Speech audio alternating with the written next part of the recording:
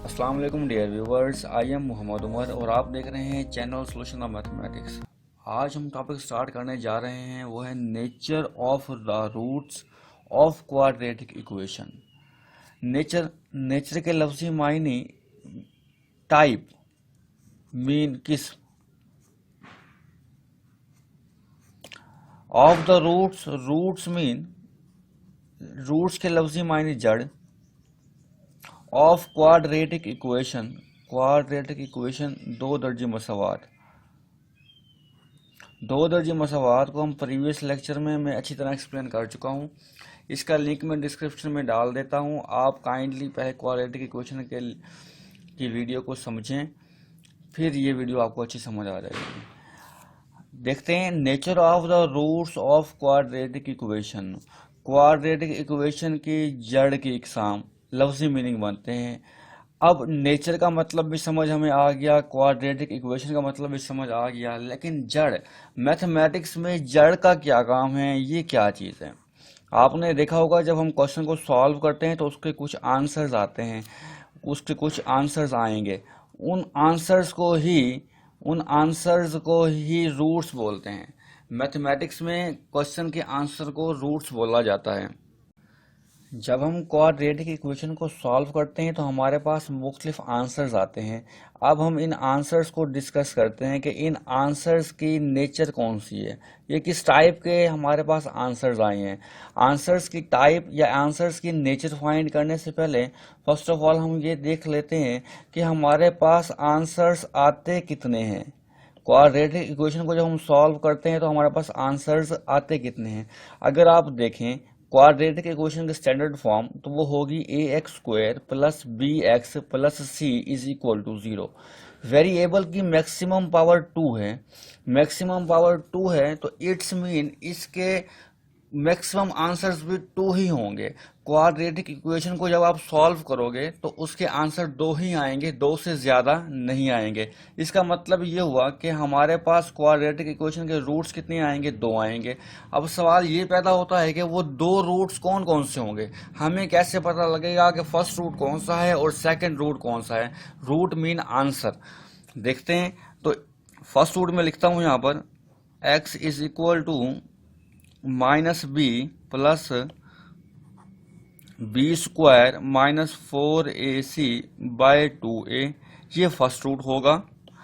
और second root आपका होगा -b minus b² minus 4ac divided by 2a, ये सेकंड रूट होगा।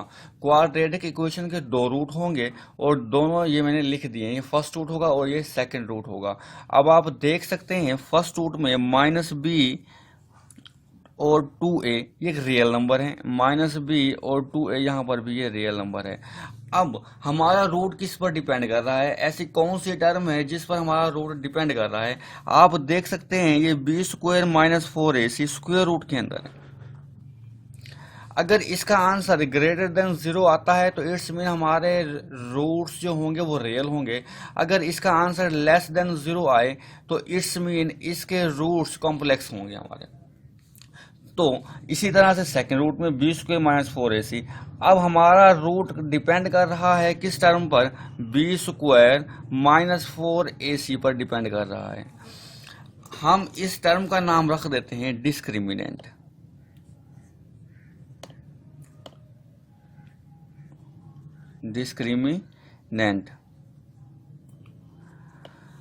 अब हम इस डिस्क्रिमिनेंट को डिस्कस कर लेते हैं। अगर हम इस सारे टॉपिक को सम अप करें तो हमें पता लगता है कि क्वाड्रेटिक इक्वेशन के रूट्स होते हैं 2 और वो डिपेंड कर रहा है इस टर्म पर, जिस टर्म का हमने नाम रखा है डिस्क्रिमिनेंट। अब देखते हैं कि डिस्क्रिमिनेंट के आंसर क्या क्या हो सकते हैं, ऐसी कौन सी पॉसिबिलिटीज़ हैं जो इनके आंसर्स में शामिल हैं। देखते हैं।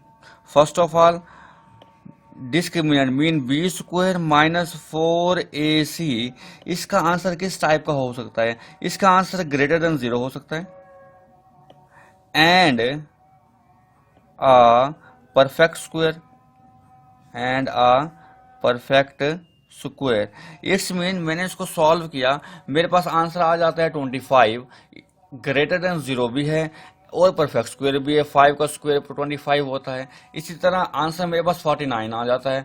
49 आपको पता है ग्रेटर देन 0 भी है और परफेक्ट स्क्वायर भी है। 7 का स्क्वायर 49 होता है। May be answer greater than 0 और परफेक्ट स्क्वायर हो, या आपका आंसर हो सकता है बी स्क्वायर माइनस 4ac को जब आप सॉल्व करो आपका आंसर ग्रेटर देन 0 तो हो but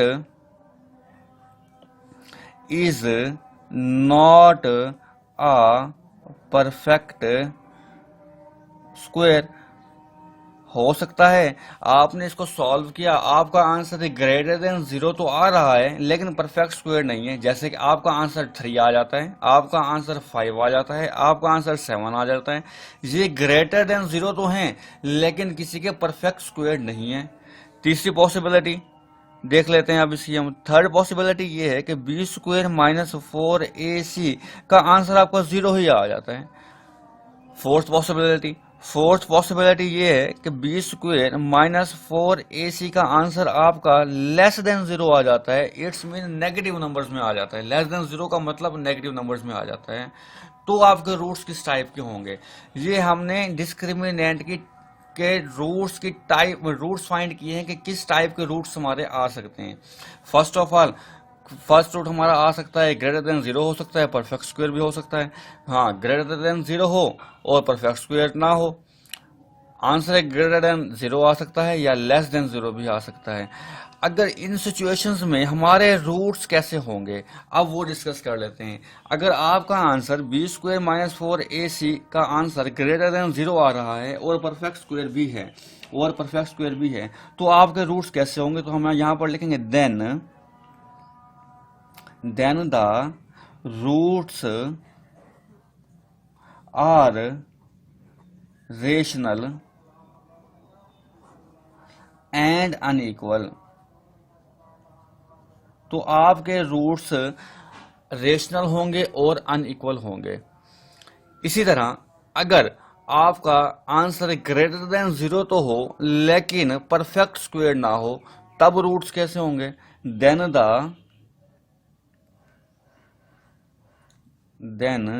the roots are irrational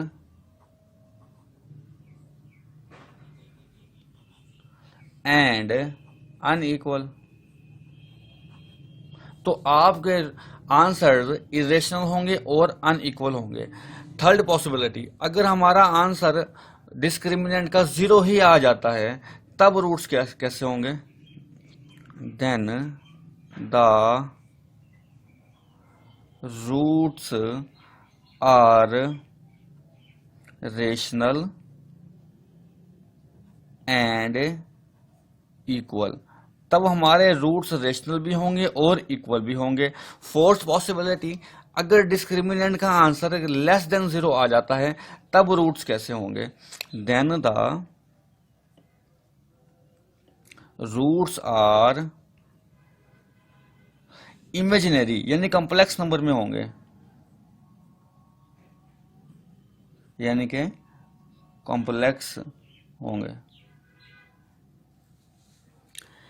इन चारों ही टाइप्स को हम एक्सरसाइज 2.1 के फर्स्ट और सेकंड क्वेश्चन में तरतीब से सॉल्व करेंगे नेक्स्ट लेक्चर में। अब तक के लिए इतना ही, मुझे इजाज़त दीजिए।